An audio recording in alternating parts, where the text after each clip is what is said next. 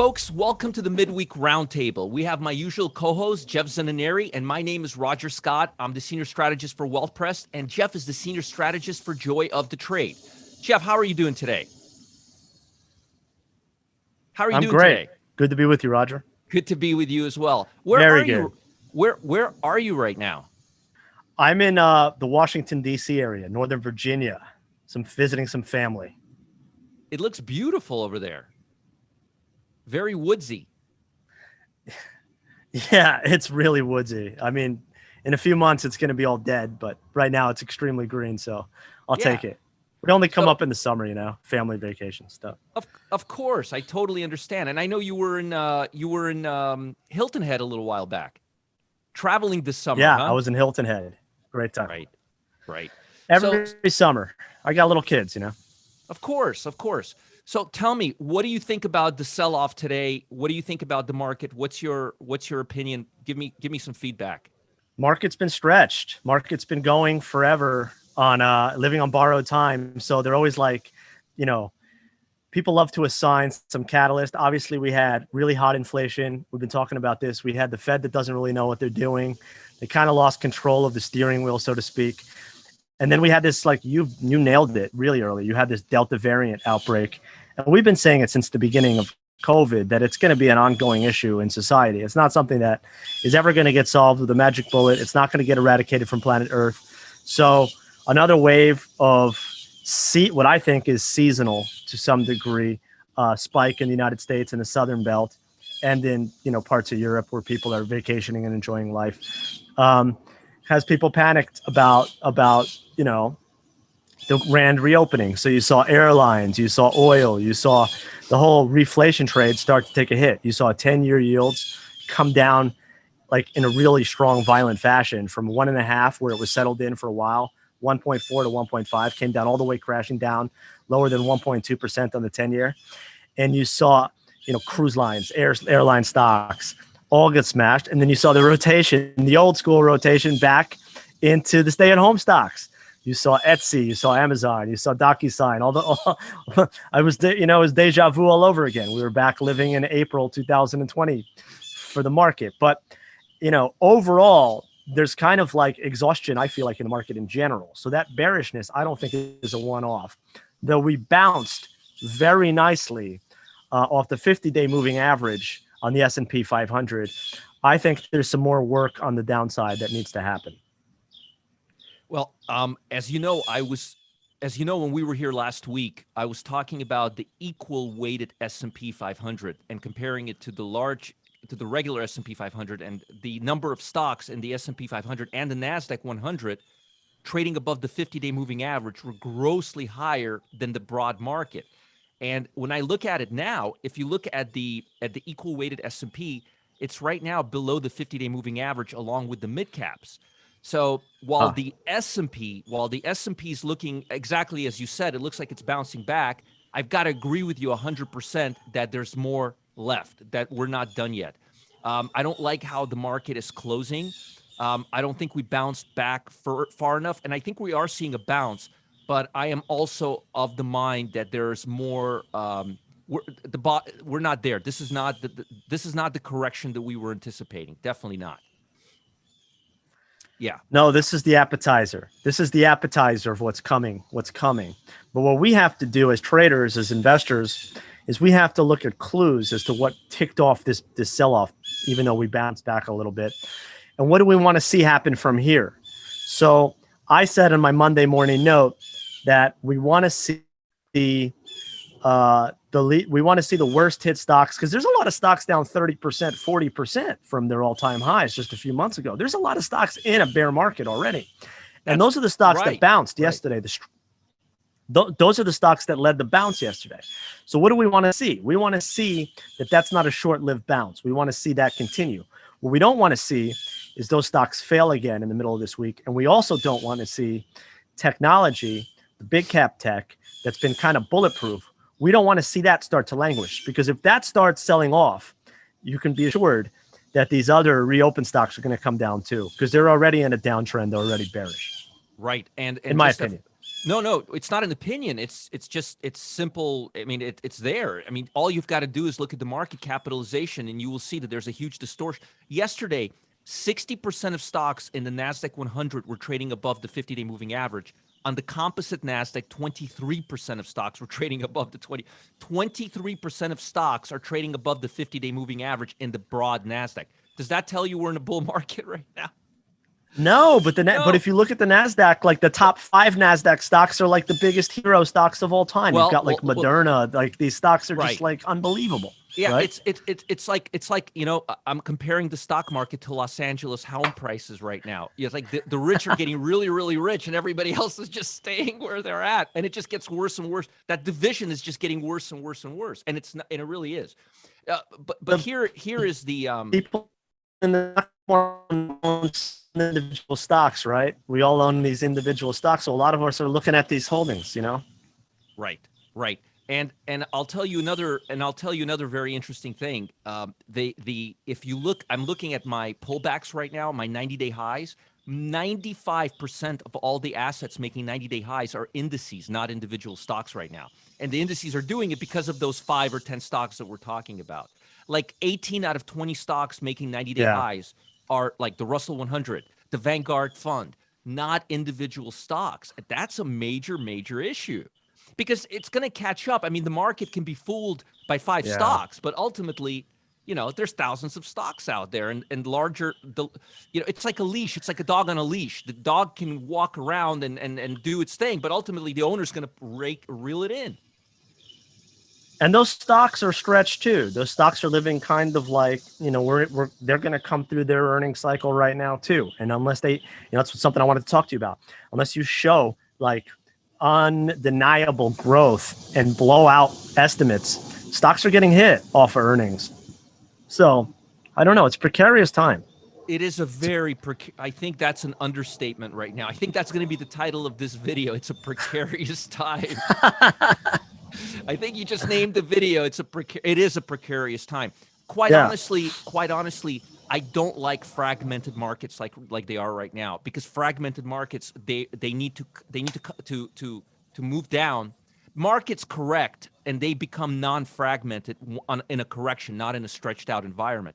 So to me, and also if you look at what's interesting is you and I don't, I mean, we have a very similar view of how we analyze markets, but we don't really use the exact same tools to get to get there. No, and you and I are seeing, and what's interesting is we haven't really talked since last Wednesday, but we're seeing things from an exact same perspective, even though we're looking at it from two different, you know, from different lenses. So I find that very interesting. I also find it very interesting that the bond market.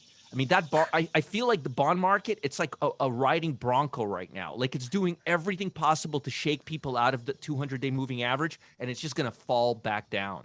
Do you also believe that rates are going to go higher in the near term?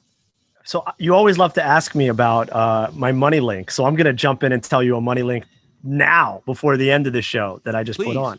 Please. I'm short bonds. Rates are going higher as of yesterday. I shorted TLT yesterday. I put a TLT short on yesterday in the morning when it was the time to do it. And I put an XLF long. I think banks are oversold. That's a sector that I feel comfortable at these levels at. They had awesome earnings. They got crucified. They had this bond move. And I think yields go back up. Banks are okay to be long here of all the sectors. And I think the bonds move just too much, too far. Do I think we're going to go to 2% in one move? Probably not. But I think it's not unrealistic that we could get a 25 basis point move back up in rates this summer. I don't think that's unreasonable. So you're okay. So you see, this is exactly what I'm talking about. We're looking at different indicators, and you and I have the exact. Yeah, I also think that financials are oversold, and I think bonds are overbought right now. I think that's a very good, smart, clean. See, this is what I like about your pairs. They're very clean. They're very. I've been waiting for like a patient schoolboy for like 2 weeks to pull the trigger on this trade yesterday, and it got so stretched on the bonds yesterday. And I normally do trades pre-market, so I'll send my subscribers out a note so that they have plenty of time to prepare.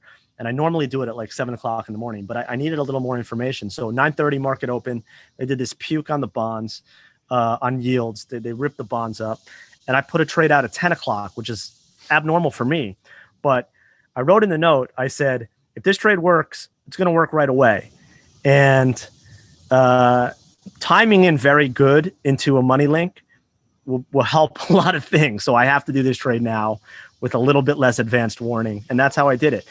Again, like if you time into some of these things really well, and if you're patient, like I've been patient, I've been wanting to do this trade. It wasn't time. I was looking for that blow off move, which happened yesterday morning. I was looking for that to time in.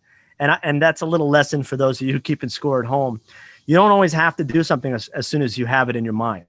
Sometimes the best strategy is to give it a little bit longer, because it can get crazier. Well, you know who can learn from that? Me, because I was not as patient on bonds as you, and I shorted it like 3 days earlier. Now I'm still. You're still fine, it's gonna be a great trade. But I didn't. I should have waited. You got a much better. You got a really good. Like I'm envious. I wish I got that price. Well, I thought it was going to kind of like correspond with the market crescendo. People were going to panic, and it was going to be a panic. But I'd rather be long. I'd rather be short bonds than long stocks. So I was like, should I buy this? Like I thought there was going to be a stock puke, but is the stock puke the one to stay long for a little while? Because this is a swing trade. This is a swing trade strategy. So I'm going to hold this thing for a few weeks. Right. And I don't believe in yesterday's rally in stocks as like, I don't think it's like per se going to hold up, but I believe we might've put in a low in yields in bonds yesterday. I have a higher degree of confidence in that. I do too. I do as well. A couple of things, and I'll talk to them. And there's no specific order to this, but you kind of touched on this in the beginning on the stay-at-home stocks. What do you think about the Delta variants, its reaction on the market, how it's going to affect COVID, and are we going to in fact see again April and May of last year, or it's going to be just kind of like on the fringe kind of a thing? It's gonna be a seasonal virus that has periods of just terrible. Yeah, I think it's going to be seasonal. I think it's going to come in waves. It's going to hit us in waves. It's going to have market reaction in waves. I think a lot of the stay-at-home stocks are just good companies that you want to own for the long term. Right. You got to buy them when that counter rotation happens. Don't buy them when it's too late to buy 𝗧𝗴𝗀𝗀 after like the COVID thing broke out. You have to buy it when everybody's buying, GameStop and the mall stocks and stuff like that. Yeah. Go ahead. Yeah, the two sectors that I'm looking at, and again, this has somewhat to do with COVID, but not everything, is cybersecurity, because it's been heating up a lot. And aside from and another really big one, anything relating to car parts, used car sales, Coparts. There's a company called Coparts actually. O'Reilly. Amazing. Yeah, Coparts and O'Reilly were breaking out the last 2 days while all of this nonsense was happening. So. Anything to do with car parts, selling cars, buying cars, storing cars, used car parts, chips for cars, anything to do with cars, I think is a really smart quarter trade right now. I think position. I agree with you. Yeah, I think amazing what's happening in the used car market. I've never seen anything like it. Jeff, I think I mentioned to you, I sold a 9-year-old Jeep with 40,000 miles for $26,000 to Carvana. I bought it for $33,000. I sold it for $26,000. They show up at your house, right? They just roll up and they take it off. They picked it up and it was free. And here's what's really cool. When you call and make the deal, they give you like another 1,000 miles that you could put on your car before they pick it up at no extra cost. And they give you their price up to a month. So they gave us a price. We still drove the car for like 3 weeks, found my son another car, bought that car, had it delivered, and then they literally took one and delivered the other within an hour. A 9-year-old Jeep for $26,000, Jeff. 9-year-old Jeep. I don't. So something, to go back to like your original question, some of the distortions we've got from the pandemic are here to stay. Yeah. They're going to be with us for a long time. So are people going to stop using Zoom? Probably not. They might not use it every day, but Zoom is not going to go back to being 2019. Are people going to commute with 100% the same way that they were commuting into cities pre-COVID? They're not. And you're seeing it in real estate. I read a Wall Street Journal article, really interesting. 10 miles from a city center is down on average in the United States, 3% in the last 2 years. 70 miles from a city center is up 30%. up 30% over the last 2 year period. I would have loved to have read that article. That sounds like I'll ship it to you. I'd love to. Please do. I love data like that. I live for stuff like that. So that's really good. That's really good for new home construction. It's really good for home builders. It's a sign that people are moving to more rural exurbs, if you will. And it makes sense. If you only have to go into an office for a meeting once every 2 weeks, what do you care if you're sitting on a train for an hour and a half or sitting in your car for an hour and a half to do that once every 2 weeks? Our relatives from Boston, one does research at Harvard University, Children's Medical Hospital. She's going to be going in once, twice a week. Same thing with the other guy. Exactly what you were just saying. It's not going to be binary. It's not going to be all or nothing. Everything's going to go back to how it was. It's going to be a little bit of, and I agree with you. Some of those stocks have shown us. Some of those stocks, those COVID stay-at-home stocks, have shown us that there is no going back. And some of those stocks are like Peloton. Not sure how that's going to go, but Good right. Point. But Zoom definitely. DocuSign. I think DocuSign is not going back. I hear up to 50% of people signing contracts are using DocuSign right now. Teladoc, right? Teladoc is not going. Those are disruptive companies, and I don't think disruptive. That's right. Definitely disruptive. And another space that I'm seeing some growth right now, aside from that, is apartment buildings, REITs that are specializing in apartment buildings, because frankly, a lot of single family homes are getting too expensive. That's true. In a lot of areas, and people are now either buying or renting more apartments. So I think we're going to see more apartment, not in the commercial buildings, but apartments. So there's a couple of companies I've been focused on dealing with that last week. So folks at home, let me give you one. Please do. Yeah, it may be beneficial. You may actually take a look at it. I'm gonna put it in my notes on my phone right now. Yeah. Let me give that to you. It's MAA, ticker symbol MAA, Mid-America Apartment Community. And the other one, and this one, I know this company. I've done business with them. I've sold them a property, and I've bought properties from them before. It's AVB, Avalon Bay Communities, ticker symbol AVB. So ticker MAA and ticker AVB. And I'll tell you, I'll give you a little, I'll tell you what this is actually kind of interesting for people at home. A lot of places like Los Angeles were not designed for a lot of people, like New York. And you never ever you would see commercial areas and you would see residential areas, but you would never see mixed use in Los Angeles. Until a few years ago, that was a no-no. And what this Avalon Bay company is doing, they're buying out space, large pieces of commercial property, and are building mixed-use properties all over Los Angeles, and people are going crazy over it.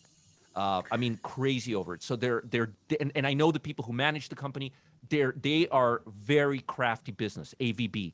So those two companies, awesome. I would look out for that. So let's talk about a touchy topic that you and I have been absolutely 100% right on. Crypto. Notice the breakdown yesterday?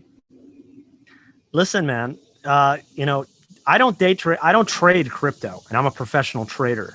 And there's a reason for that. There's two reasons. And I was talking to a guy in a golf course about this. Number one, there's not enough statistical historical precedent to know what should or shouldn't happen on a day-to-day basis. So is a 15% move correct? Is it too much? I don't know. I know if IBM moves 8%, that's happened once in X amount of years, and that should be bought. You understand what I'm saying? But with Ethereum, how should I know if 15% is too much, 19%? But that being said, compare historic volatility to implied volatility, right? Yeah, there's no statistical arbitrage opportunities in the crypto, in my mind. There's a little bit, but it's too short a history. Right. But that being said, I said this to you yesterday. I sent you a text. It's probably the most pure, or Slack message. It's probably the most pure markets out there right now that are not being manipulated by the federal pump. Like, the Federal Reserve's not buying we think anyways, we're not buying Bitcoin. Really know 100%. We don't know for sure. We don't know 100%, but we know they're buying bonds. We have, a lot of people think that they buy ETFs like the SPYs, et cetera, to stop like crashes from happening, which is probably true. And so you see, this is what happens when you have these parabolic moves in an asset class. When you have something go up 500% in a couple of months, it's normal to have a 50% retraction. Right. So we're seeing pure asset price fluctuations based on how insane the moves are. But that being said, don't try to be a market timer.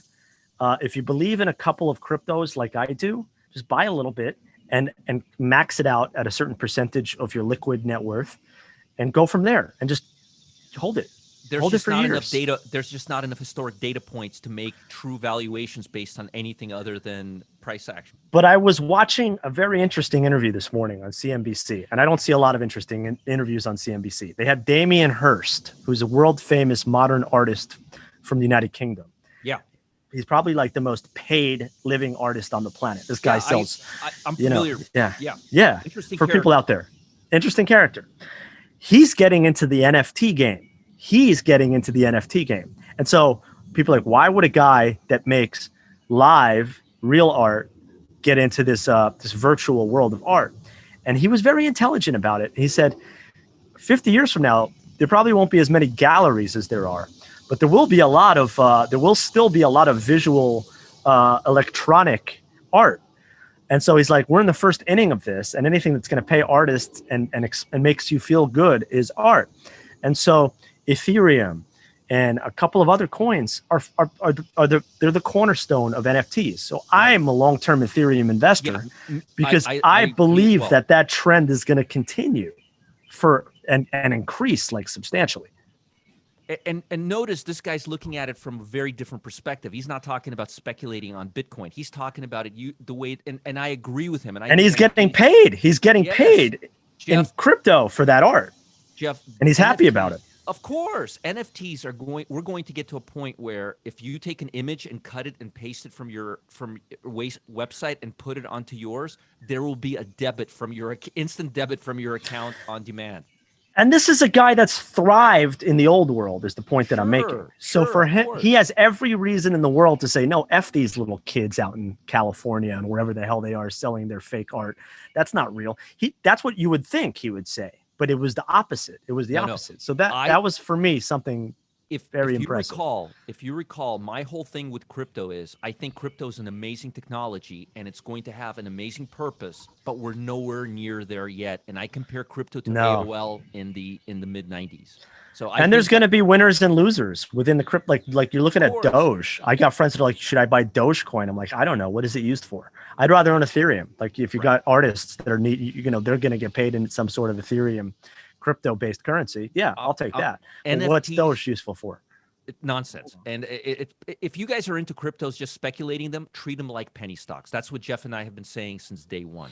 Treat them a very small percentage of your account. But NFT is a technology that's only going. It's not really a trading per se technology. It's more of a intellectual property technology. It's commerce. It's commerce for intellectual property. It's a marketplace for intellectual property. Exactly, which is awesome. Yes, and it's going to eliminate a lot of fake art. It's going to eliminate a lot of issues. It's going to arbitrage the art world and the creative space over the next 50 years.